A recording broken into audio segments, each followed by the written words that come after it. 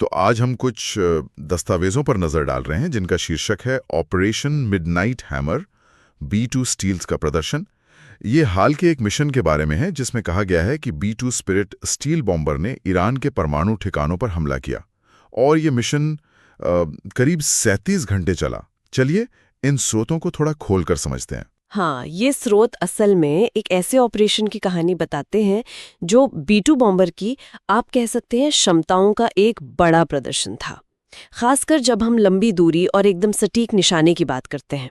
और 37 घंटे की उड़ान, ये अपने आप में बहुत बड़ी बात है। 37 घंटे, वाकई। विमान और क्रू दोनों के लिए एक जबरदस्त चुनौती। हाँ, कल्पना करना भी मुश्किल है।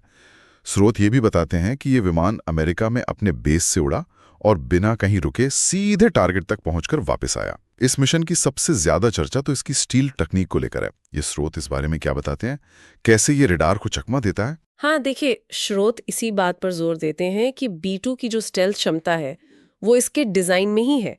इसका वो फ्लाइंग विंग डिजाइन, मतलब जिसमें सीधी खड़ी पूंछ वगैरह नहीं होती। हाँ, अच्छा। वो रेडार तरंगों को या तो सोख लेता है या कहीं और बिखेर देता है। फिर इसमें कुछ खास किस्म के मटेरियल और कोटिंग्स भी इस्तेमाल होते हैं जो रेडार पर इसकी मौजूदगी को और भी कम कर देते हैं।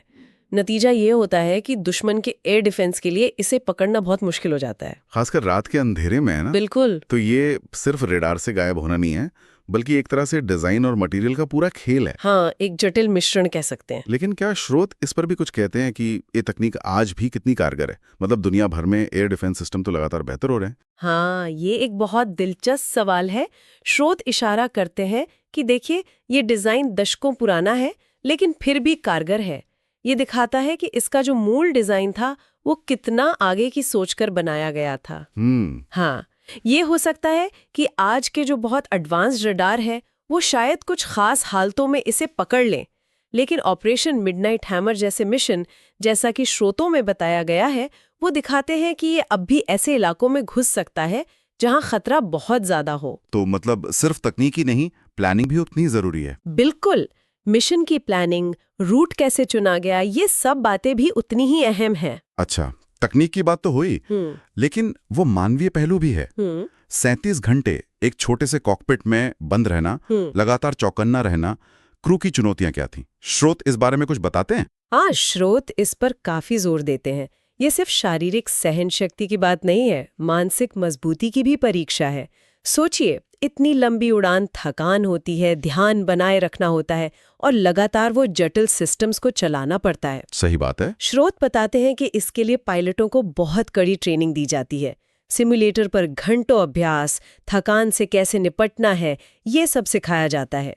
असल में क्रू का तजुर्बा और आपसी तालमेल ही मिशन की कामयाबी में एक बड़ा रोल निभाता है। और जाहिर है इस 37 घंटे के मिशन के लिए हवा में ईंधन भरना भी जरूरी रहा होगा। बिल्कुल बिल्कुल, एयर टू एयर रिफ्यूलिंग जिसे कहते हैं। हाँ। ऐसे लंबे मिशनों के लिए ये रीढ़ की हड्डी की तरह है।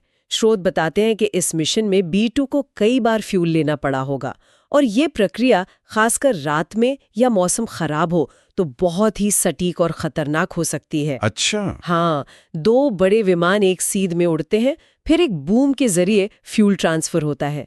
इसमें जरा सी भी चूक के नतीजे गंभीर हो सकते हैं। ये वाकई पायलट और टैंकर क्रू दोनों के हुनर और तालमेल का सबूत है।